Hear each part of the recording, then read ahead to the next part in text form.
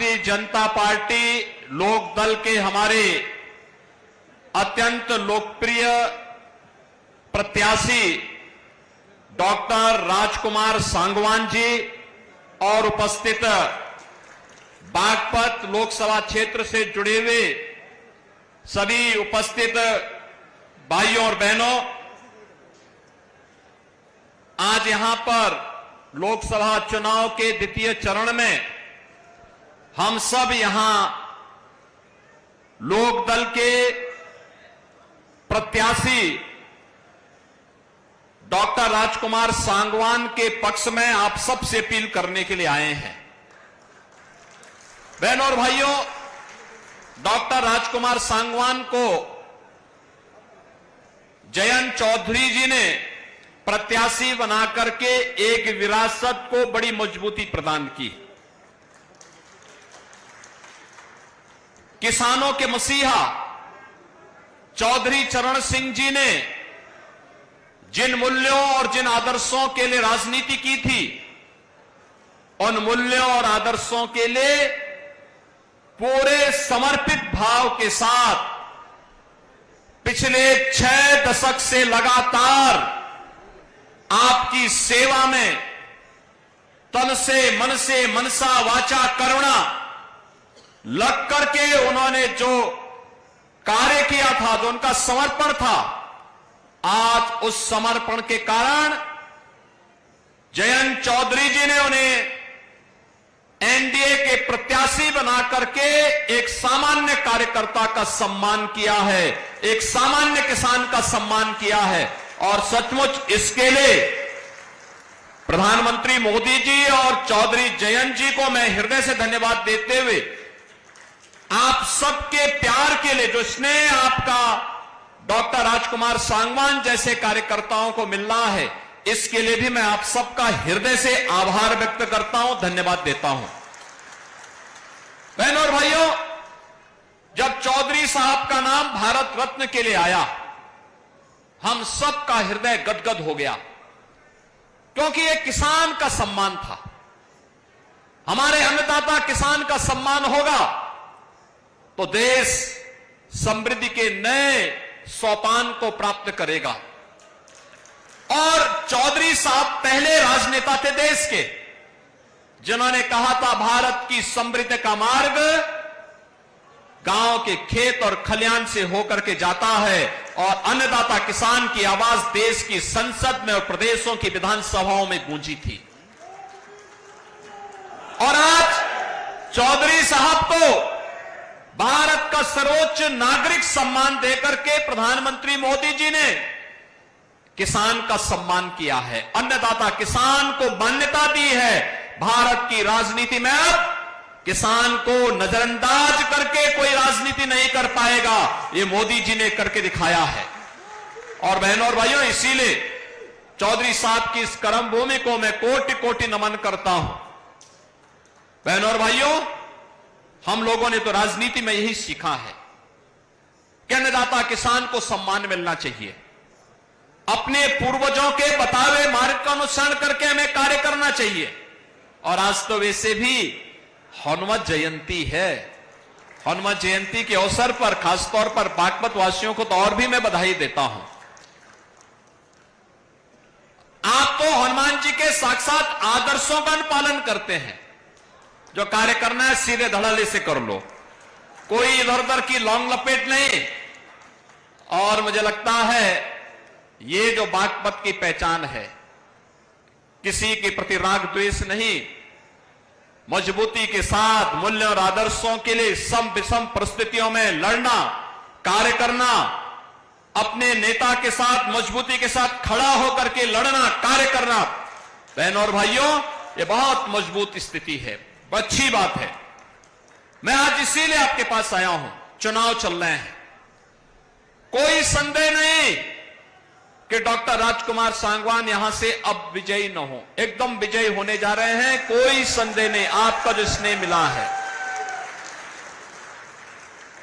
चौधरी साहब की आवाज, चौधरी चरण सिंह जी की, चौधरी अजीत सिंह जी की आवाज, भारतीय जनता पार्टी और राष्ट्रीय लोकदल की आवाज अब बागपत के माध्यम, बागपत की इस आवाज को डॉक्टर राजकुमार सांगवान देश की संसद में रखेंगे। लेकिन बहनों और भाइयों, फिर भी कोई चुनाव या युद्ध हमेशा जब तक परिणाम न दे दे तब तक हमें उसके लिए निरंतर प्रयास और तैयारी के साथ काम करना होगा। और आज मैं इसीलिए आपसे कहने के लिए आया हूं, एक तरफ भारतीय जनता पार्टी राष्ट्रीय लोकदल का गठबंधन है, दूसरी तरफ कांग्रेस, समाजवादी पार्टी और अलग अलग धड़ों में बटे हुए दल हैं जो अपने राज्यों में तो एक दूसरे के खिलाफ लड़ रहे हैं, लेकिन राष्ट्रीय स्तर पर मोदी जी को रोकने के लिए वे इंडी गठबंधन बना करके उनके द्वारा कहीं न कहीं बैरियर बनाने का प्रयास हो रहा है। आप देखो उनकी सोच ही क्या। जब कांग्रेस के घोषणा पत्र को आप देखते हैं, दो बातें उन घोषणा पत्र में नजर आती हैं। एक, कांग्रेस कहती है कि हम व्यक्तिगत कानून को लागू करके शरिया कानून को लागू करवा देंगे। इसका मतलब बाबा साहब भीमराव अंबेडकर के द्वारा बनाए गए संविधान के लिए ये लोग खतरा पैदा करना चाहते हैं, यानी देश के संविधान को एक खतरे में डालना चाहते हैं। तालिबानी शासन लागू करना चाहते हैं। क्या हम तालिबानी शासन को स्वीकार करेंगे? क्या ये देश तालिबानी शासन को स्वीकार करेगा? और दूसरी तरफ क्या कहते हैं?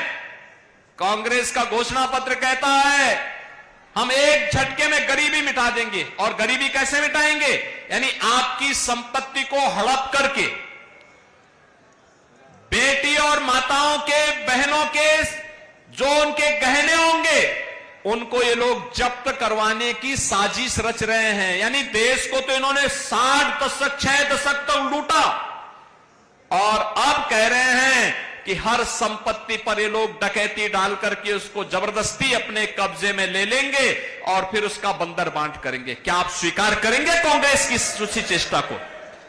बहनों और भाइयों, सही मायने में अगर आपने देखा है जो नारा दादी ने दिया वही आज तोती की तरह पोता भी वही रट रगाई बैठा हुआ है। गरीबी हटाएंगे। अरे कब गरीबी हटाएंगे? 65 वर्षों तक शासन करने का अवसर मिला, तब तो कुछ नहीं कर पाए। और आज जब सत्ता से बेदखल भारत की जनता जनार्दन ने कर दिया है, अब उनको फिर गरीबी हटाने की बात नजर आ रही है। बहनों और भाइयों, मैं इसीलिए कहने के लिए आया हूं, गरीबी सही मायने में किसी ने हटाई है और उसको हटाने का कार्य किया है। ये केवल आंकड़े नहीं, हकीकत है कि 25 करोड़ लोग गरीबी रेखा से उभरे हैं, शानदार जीवन जीने का काम कर रहे हैं। और आज इसी का परिणाम है 80 करोड़ लोगों को राशन की सुविधा का लाभ 4 वर्ष से लगातार प्राप्त हो रहा है।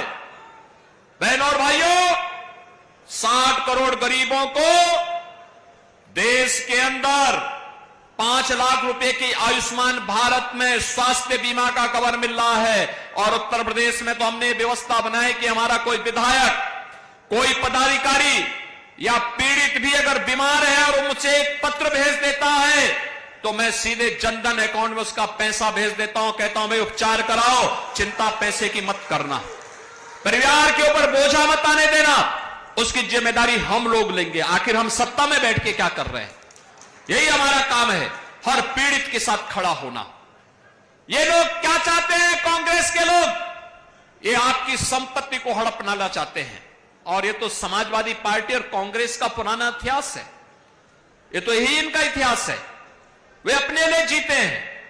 आप देखिए, यही उदाहरण है जब राष्ट्रीय लोकदल को अवसर मिला, उन्होंने राजकुमार सांगवान को बागपत जैसी प्रतिष्ठित सीट पर, जो चौधरी साहब की कर्मभूमि, वहां पर उन्होंने अपना प्रत्याशी बनाया। और समाजवादी पार्टी को अवसर मिला तो समाजवादी पार्टी ने क्या किया? अपने ही परिवार के सभी लोगों को टिकट दे दिया, किसी बाहरी व्यक्ति को नहीं दिया, सारे टिकट अपने परिवार के लोगों को। बहनों और भाइयों, मैं इसीलिए कहने के लिए आया हूं आपसे, 50 करोड़ गरीबों के जनधन अकाउंट खुल गए, 12 करोड़ किसानों को प्रधानमंत्री किसान सम्मान निधि का लाभ मिल रहा है, 12 करोड़ गरीबों के घर में शौचालय बन गए, 10 करोड़ गरीबों के घर में उज्ज्वला योजना के रसोई गैस के सिलेंडर पहुंच गए, 4 करोड़ गरीबों के मकान बन गए